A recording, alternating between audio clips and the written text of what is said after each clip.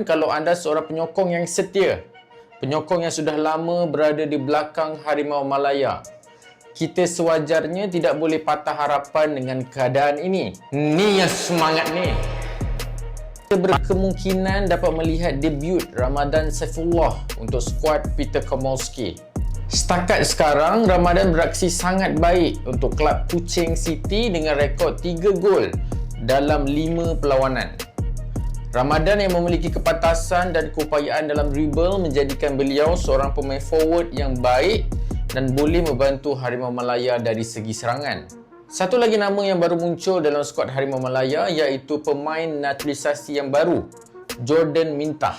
Untuk musim ini, Jordan Mintah yang juga dari Kuching City, performance beliau boleh dikatakan sederhana kerana kalau kita tengok rekod Jordan Mintah dalam liga, beliau hanya menjaringkan 1 gol dalam 3 permainan. Walaupun untuk musim kali ini performance Jordan Mintah biasa-biasa je, namun untuk musim yang lepas, Jordan Mintah boleh dianggap penyerang yang berbisa selepas rekod di Liga Super 21 perlawanan dan 14 gol. Aku sejujurnya agak excited untuk melihat debut Jordan Mintah ni.